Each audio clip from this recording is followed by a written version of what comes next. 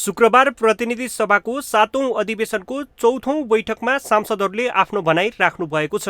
बैठकमा नेकपा एमाले, नेपाली कांग्रेस, नेकपा माओवादी केन्द्र, जनता समाजवादी पार्टी, राष्ट्रिय जनमोर्चा र नेमकिपाका सांसदहरूले आफ्नो भनाई राख्नु भएको हो। बैठकमा बोल्दै परराष्ट्र मन्त्री प्रदीप कुमार गेवालीले दिवंगत सांसदहरूलाई श्रद्धाञ्जली दिन समेत 4वटा बैठक कुर्नु परेको बताउनुभयो। बलात्कार र यौनजन्य हिंसा घटाउन ल्याइएका अध्यादेशमा समेत संसदमा प्रवेश गर्न नसकिएको उहाँको भनाइ छ।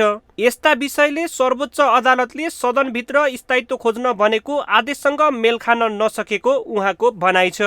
केही अध्यादेशहरू जसमा मलाई लाग्छ सदनमा विमति हुनुपर्ने कुनै कारण नै छैन, तर यस्ता विषयमा समेत हामी प्रवेश गर्न सकेनौँ। यहाँसम्म कि हाम्रा सहकर्मी माननीयहरू या पूर्व माननीयहरू जो दिवंगत हुनुभएको छ उहाँलाई श्रद्धाञ्जली दिनका लागि समेत हामीले 3-4वटा बैठक कुर्नुपर्ने अवस्था सृजना भयो।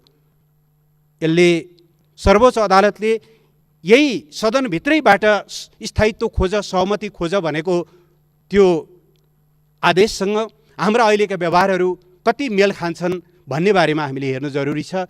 त्यस्तै प्रमुख प्रतिपक्षी दल नेपाली कांग्रेसका प्रमुख सचेतक बालकृष्ण खाँडले सर्वोच्च अदालतले सरकारको कदमलाई असंवैधानिक भनेपछि प्रधानमन्त्री केपी शर्मा ओलीले नैतिक उत्तरदायित्व लिन पर्छ कि पर्दैन भनेर प्रश्न गर्नुभयो। साथै नेता खानले प्रधानमन्त्रीले चालेको असंवैधानिक कदम असफल भएपछि उहाँले मार्ग प्रशस्त गर्नुपर्नेमा जोड दिनुभयो। सर्वोच्च अदालतले सरकारको कदमलाई, प्रधानमन्त्रीको कदमलाई असंवैधानिक भनेपछि प्रधानमन्त्रीले यसको नैतिक उत्तरदायित्व लिनुपर्छ कि पर्दैन, यसको जवाफ दिनुपर्छ कि पर्दैन, त्यसका लागि प्रधानमन्त्रीजीले मार्ग प्रशस्त गर्नुपर्छ कि पर्दैन। त्यस्तै गरी नेकपा माओवादी केन्द्रकी सांसद पम्फा भुसालले प्रधानमन्त्री केपी शर्मा ओलीले नैतिकताका आधारमा राजीनामा नदिएर जितिया शासक जस्तो प्रवृत्ति देखाएको बताउनुभयो। सर्वोच्च अदालतको गत फागुन 11 को फैसलापछि पनि प्रधानमन्त्री ओलीले नैतिकताको आधारमा राजीनामा नदिएको उहाँको भनाइ छ। केपी शर्मा ओलीजी प्रधानमन्त्री भएको सरकारमै प्रसङ्ग बोल्दाखेरि एउटा शब्द चिप्ले बापत त्यति बेलाका कानुन मन्त्रीले राजीनामा दिनुभएको थियो, राजीनामा दिन लागिएको थियो नैतिकताको पाठ सिकाएर। अर्का एउटा मन्त्रीलाई सुरक्षा प्रेस सम्बन्धी भिडियो टेपहरू बाहिर आउन थालेपछि नैतिकताका आधारमा राजीनामा दिनुपर्छ भनेर दिलाइएको थियो।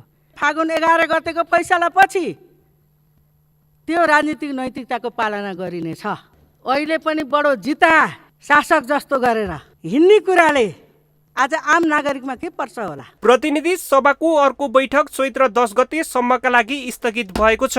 अर्को बैठक मंगलबार 1 बजे पुनः बस्नेछ। शुक्रबारको प्रतिनिधि सभाको बैठकमा परराष्ट्र मन्त्री प्रदीप कुमार गेवाली, प्रमुख प्रतिपक्षी दलका प्रमुख सचेतक बालकृष्ण खाँड, नेकपा माओवादी केन्द्रकी सांसद पम्फा भुसाल, जनता समाजवादी पार्टीका सांसद राजकिशोर यादव, जनमोर्चाकी सांसद दुर्गा पौडेल र नेपाल मजदुर किसान पार्टीका सांसद प्रेम सुवालले सम्बोधन गर्नुभएको थियो।